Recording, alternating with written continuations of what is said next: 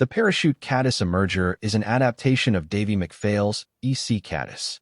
Brent likes using the mottled partridge feather on a lot of his caddis flies, as they really look very natural. Parachute flies are also a favorite of Brent's. They sit in the water properly and cast and land easily. You will want these patterns in various sizes and colors. Good day, everyone. Today I'm tying you a little variation of a nice fly I've seen online. Davie McPhails tied a E.C. Caddis. We're going to just tie this a little different. I really like the tailing material. He used some microglint tinsel, I believe it was, from Semperfli in yellow. I don't have yellow, so I'm going to use a medium olive and a pearl. Instead of doubling it over, I'm just going to use one strand of each. And that'll make our trailing shuck, and it really looks good. I was really impressed with that. Been using Zelon, but it's got a nice little sparkle to it.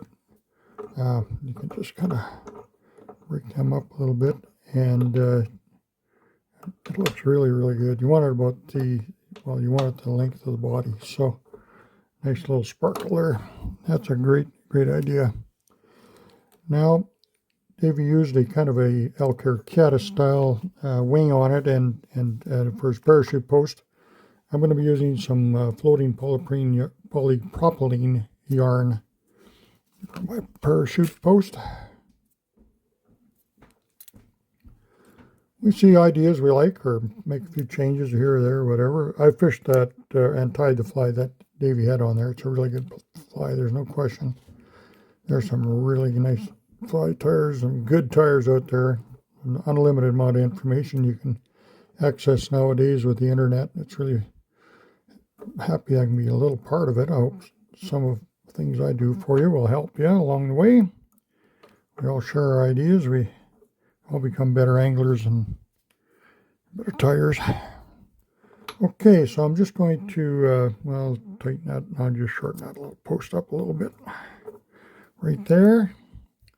Now, we'll come in at the back here. I'm using olive 8/0 thread just to match the color of my materials here. I'm going to be using this is Kenny Liggis dubbing hair sparkle oval caddis ultra translucent dubbing material. I like it, and you can use whatever you wish for your dubbing.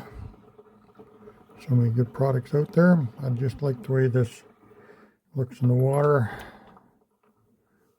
It's really got nice colorations. He's done a really nice job of blending. You'll see a little color variation coming there with that. Come around the top. Now, as I mentioned, Davie's fly used the kind of an elk hair wing. I'm going to be using, what I like for wings is the partridge, the brown feathers here. Get some real nice brown markings. They really look like the real thing to me. I'll just take that fluffy stuff off the bottom. Preen these feathers down a little bit. Make sure you tie it so it's flat. Right behind the parachute post.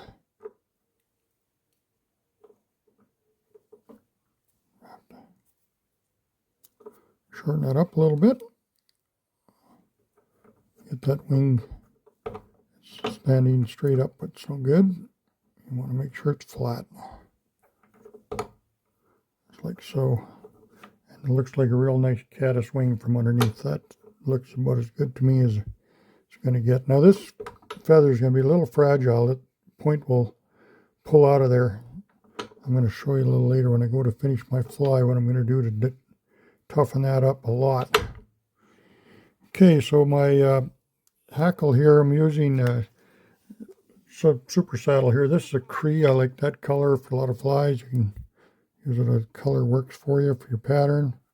Just going to lay that tight on the top. Okay.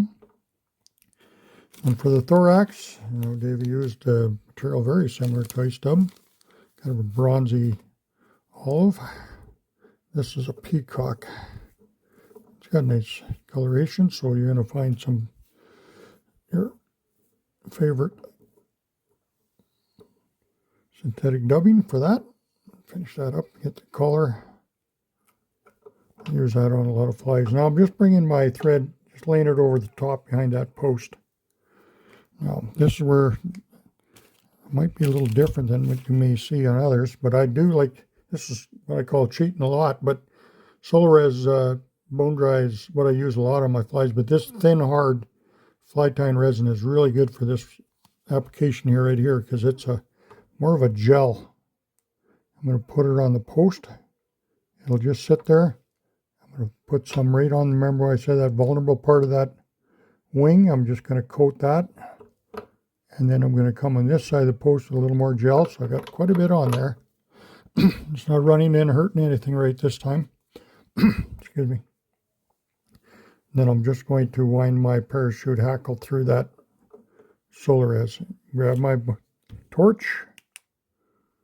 And that Solarez will also be on that partridge hackle, that feather that was pretty vulnerable to breakage. Now with that Solarez on there, it's going to really toughen that up. I just nip that off. My thread's already glued down with the Solarez. And there it is.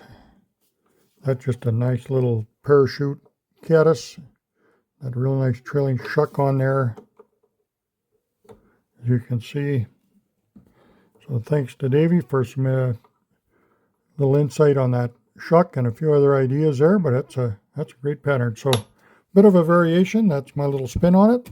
Hope it works for you. Try it in a few different colors and sizes, and you'll have a great day in the water, I'm sure. It's been working well for me.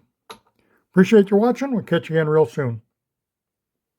The fly is tied on a standard dry fly hook size number 12 or number 14 with 8/0 thread to match body. The trailing shuck is Semperfli micro glint tinsel in pearl and medium olive. The post is floating poly yarn.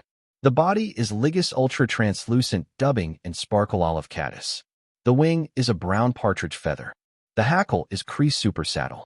The thorax is peacock ice dub. The fly is finished with Solarez thin hard resin. We appreciate Brent sharing another one of his favorite flies. Thanks for joining us today. Take care and conserve the waters.